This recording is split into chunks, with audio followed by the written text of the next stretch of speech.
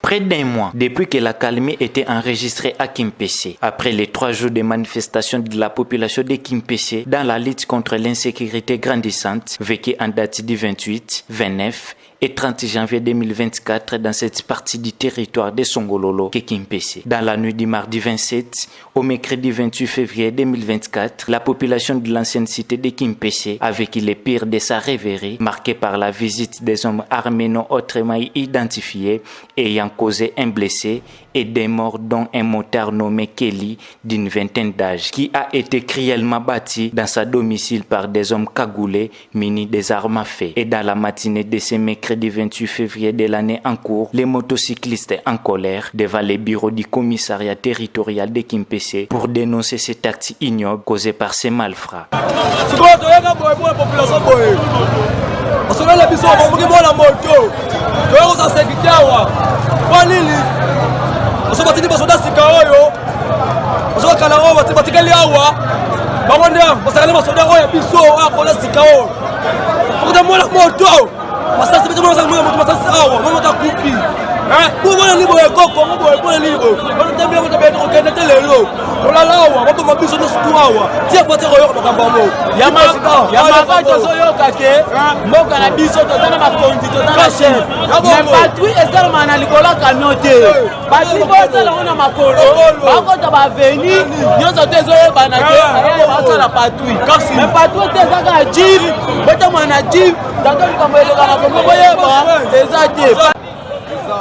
passer message à ce que passer ça pour la insécurité et bandit les sous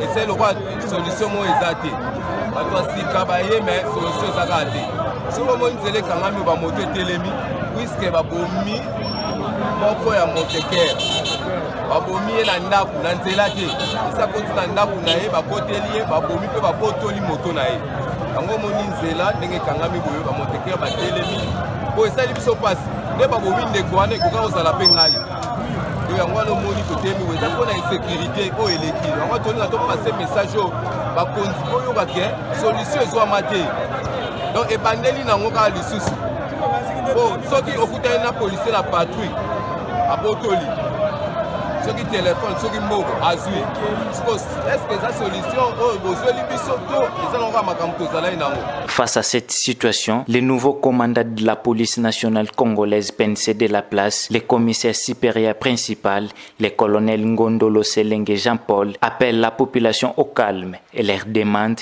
de dénoncer les auteurs de cet acte afin de lui faciliter le travail. Veto.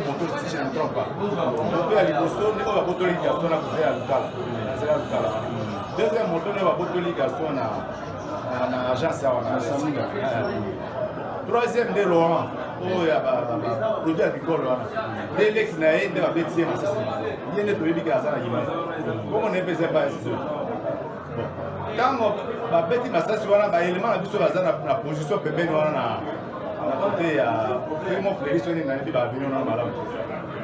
À mon évaillé, quand on va y avoir un monde qui va bêtir mon bonnet calibre 12 na ya ya mbembe wana. Bêtir à quoi dans la quoi aller.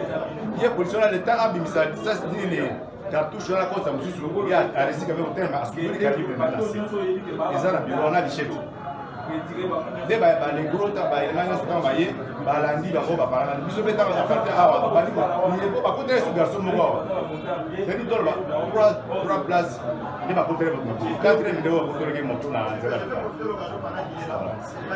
merci là na yesika na ebi no ba venite na tsani ba préparatif mo ya ba visite ya ba quartier na kutana ba leader politique to sur na ba Nazar va programme là, il va être là pendant la semaine passée même. J'ai dit mercredi na kenegi lu. Car même problème avec les garçons moi ça c'est pour na lu. La kenegi sukuna to ça il faut de kanga quand même moi parce que tu vas déjà pas voir ça. Ça il quatre dimanche on va 5 heures. Nazar il a l'obli là s'organiser aussi. Tout ça il s'en va il va la Naye naza na posa tozala bino makila etaka te azwa problème te. So boyede ngai te na kokate. Odenonse ngai bato. Odenonse ngai bato. Conseil au permettre de mettre merci bango.